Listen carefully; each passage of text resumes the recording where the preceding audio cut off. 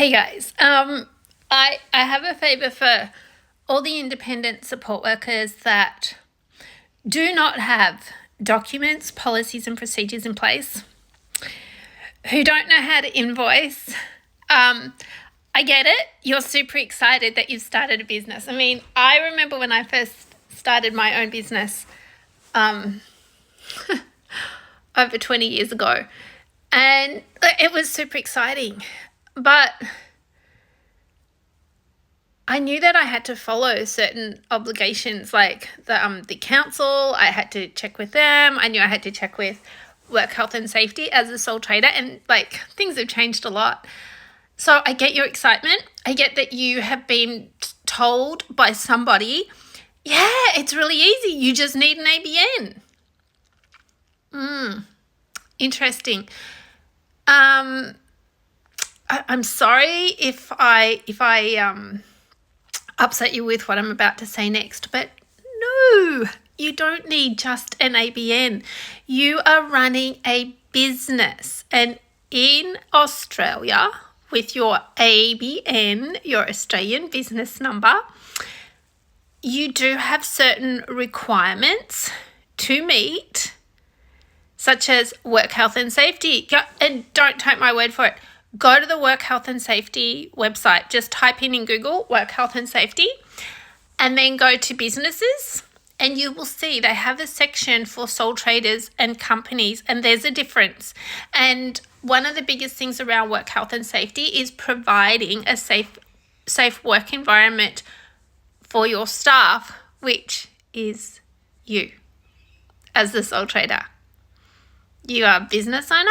You are also the person providing the service, so the environment has to be safe for you. Now, if you're being paid with NDIS funding, then you have to meet the NDIS Code of Conduct. And part of that NDIS Code of Conduct is duty of care to the person you're providing the service to. Now, these are only two very small parts of running a sole trader business. Okay, so duty of care would mean that you're going to keep the person that you're providing services to safe. So, two safety things. So, just a question for you. How are you going to do that if you don't do a risk assessment? Curious. How do you identify anything that you might need to put in place for yourself and for the person that you're providing services to if you haven't done a form of a risk assessment? I have worked as a nurse. I've studied business compliance, quality auditing, quality in a big hospital.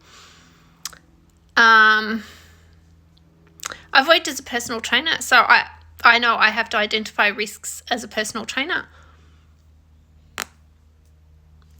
So how do you identify risks to keep you safe and the person, so you meet your work health and safety obligations as a sole trader and the NDIS Code of Conduct, which is, and I'm just covering two small parts. How do you do that without a risk assessment?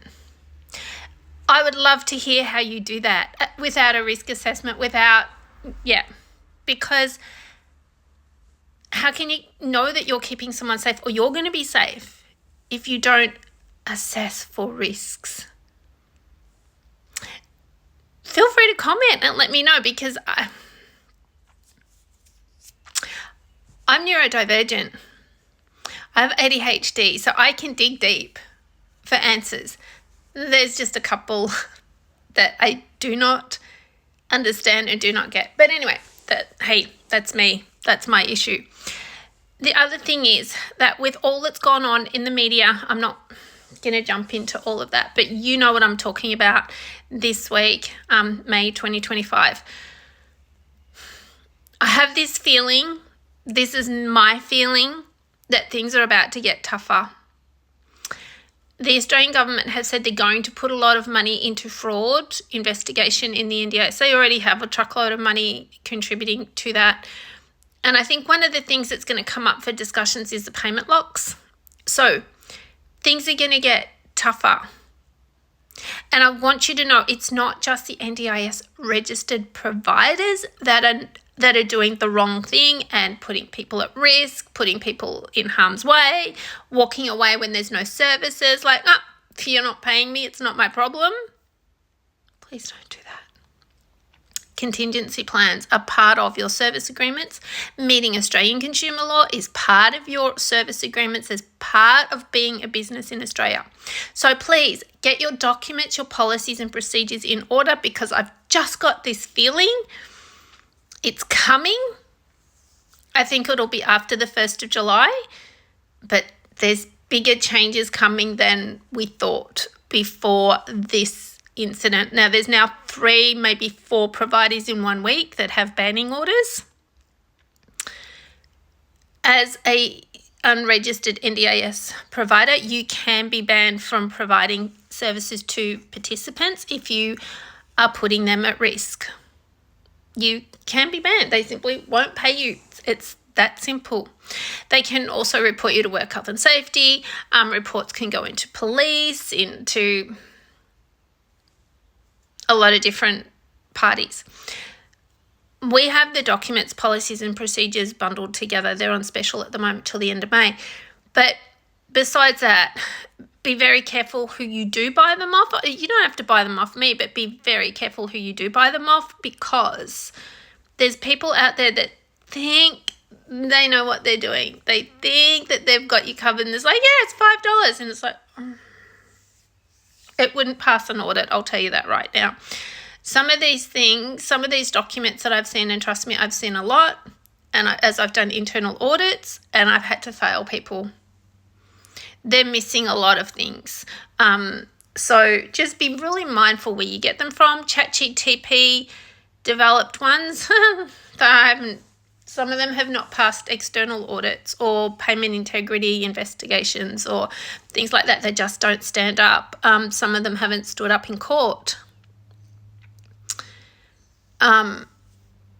So if you are an independent, particularly a support worker, running your own business, providing services to people with an NDIS plan, now's the time to really whip that business into place as a business. That's documents, policies and procedures as part of best practice, helping you to meet your work health and safety obligations, the NDIS code of conduct, incident management, complaints management, and please read the pricing arrangement and know how to invoice before you start.